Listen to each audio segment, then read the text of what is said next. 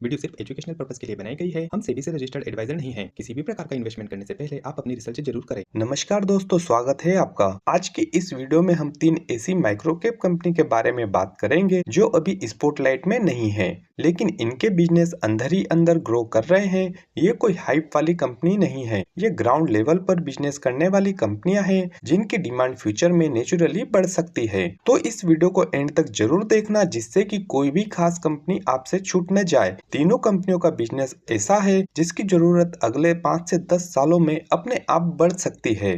आज की जो तीनों कंपनियां हमने सिलेक्ट करी है वो निफ्टी माइक्रोकैप 250 का भी हिस्सा है। तो चलिए शुरू करते हैं पहली कंपनी के साथ। उसके पहले चैनल को अवश्य सब्सक्राइब करें ताकि आगे आने वाले और भी इंफॉर्मेटिव वीडियो को आप सबसे पहले देख पाएं। पहली कंपनी 3 तरह का काम करती है। पहला, इन्वायरमेंट फ्रेंडली रेफ्रिजरेटेंट गैसेस बनाने और उनको सप्लाई करने का, मतलब कि वो गैसेस जो एसी, फ्रिज और कूलिंग सिस्टम में इस्तेमाल होते हैं। लेकिन ये जो गैस बनाते हैं वो पुराने नुकसानदायक गैसेस की जगह सेफ अल्टरनेटिव होती है। ये गैस ओजोन लेयर फ्रेंडली होती है और ग्लोबल पोल्यूशन नॉर्म्स के हिसाब से फ्यूचर में जरूरी मानी जाती है। जैसे जैसे एसी, कोल्ड स्टोरेज और फ्रिज का इस्तेमाल बढ़ेगा, वैसे वैसे इन ग्रीन गैसेस की डिमांड भी बढ़ेगी। और यहीं इसका दूसरा स्ट्रॉन्ग पॉइंट भी आता है।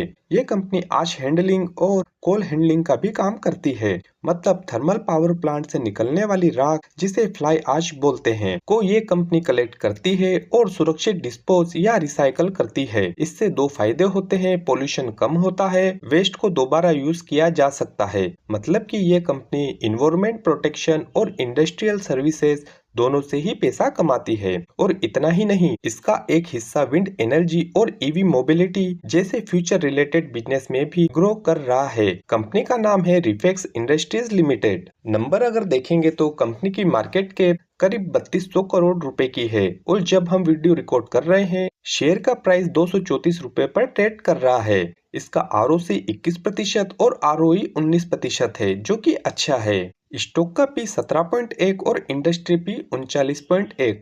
तो वर्तमान में कंपनी हमें अंडर वैल्यूड नजर आती है। कंपनी के ऊपर 174 करोड़ रुपए का कर्जा है, जिसके सामने इनके पास में 1235 करोड़ रुपए के रिजर्व भी है। तो कंपनी को कर्ज मुक्त माना जा सकता है। होल्डिंग देखेंगे तो प्रोमोटर की कंपनी में 55.8, एफआईआई की 2.03 और डीआईआई की थोड़ी सी 0.16% की होल्डिंग है।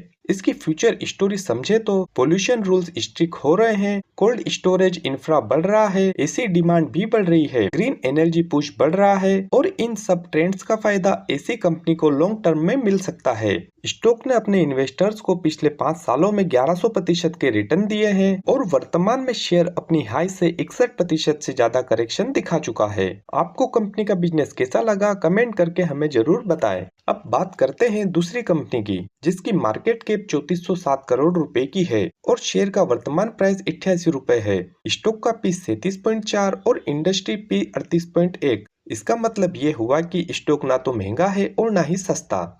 इसका आरओसी 10.4% और आरओई 11.1%, जहां पर कंपनी को ग्रो करने की आवश्यकता है। कंपनी के ऊपर 1963 करोड़ रुपए का कर्जा है और कंपनी के पास में 1172 करोड़ रुपए के रिजर्व भी है। कंपनी के ऊपर कर्जा ज्यादा है, जो कि एक नेगेटिव साइन हो जाता है।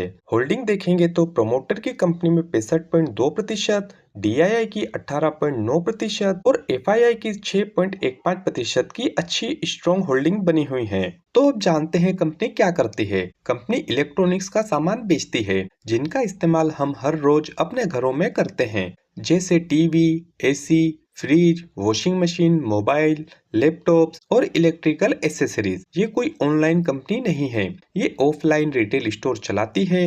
Q3 2025 के अनुसार कंपनी के 191 स्टोर हो चुके हैं, जहां लोग पर्सनली प्रोडक्ट देखकर खरीदते हैं। देखिए, इंडिया में अभी बहुत लोग ऑफलाइन स्टोर से ही इलेक्ट्रॉनिक्स खरीदते हैं, क्योंकि प्रोडक्ट खुद देख सकते हैं, स्टाफ से कंपैरिजन कर सकते हैं, पेमेंट का कॉन्फिडेंस होता है और आफ्टर सेल सर्विस आसान रहती है। सिंपल भाषा में समझे तो ये कंपनी वो सामान बेचती है जिसके बिना कोई भी घर चल नहीं सकता। कंपनी का नाम है इलेक्ट्रॉनिक्स मार्ट इंडिया लिमिटेड। ये कंपनी आगे क्यों ग्रो कर सकती है, क्योंकि इंडिया में इनकम लेवल बढ़ रहे हैं, मिडिल क्लास एक्सपेंड हो रहा है, कंज्यूमर डिमांड स्ट्रॉन्ग बनी हुई है। जैसे जैसे कंपनी नए स्टोर खोलेगी वैसे वैसे इसका रेवेन्यू बेस भी ग्रो कर सकता है और प्रॉफिट भी।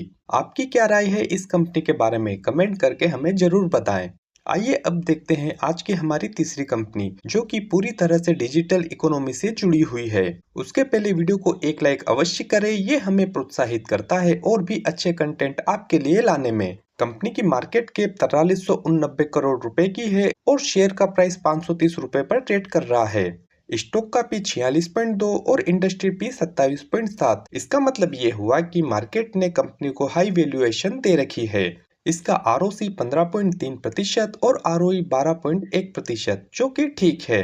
कंपनी के ऊपर मात्र 16 करोड़ रुपए का कर्जा है, जिसके सामने इनके पास में 772 करोड़ रुपए के रिजर्व भी है, तो कंपनी को कर्ज मुक्त माना जा सकता है। कंपनी में प्रमोटर की 54.4%, एफआईआई की 4.16% और डीआईआई की 16.8% की अच्छी होल्डिंग बनी हुई है। और यहाँ पर गौर करने वाली बात यह है कि कंपनी की सेल पिछले 3 सालों में 41.7% से और इसका प्रॉफिट पिछले 3 सालों में 26.9% से बढ़ा है, जो कि बेहतरीन ग्रोथ को दर्शाता है। कंपनी का नाम ई मुद्रा लिमिटेड है। ये क्या काम करते हैं?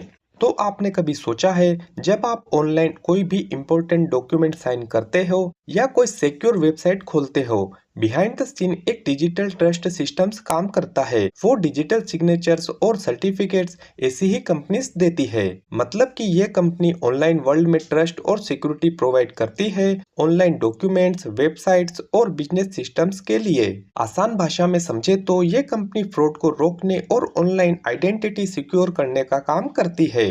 भविष्य में paperless India, digital India, online services, cyber security loss, जैसे जैसे ये सब बढ़ेंगे वैसे वैसे ऐसी कंपनीज को फायदा मिल सकता है।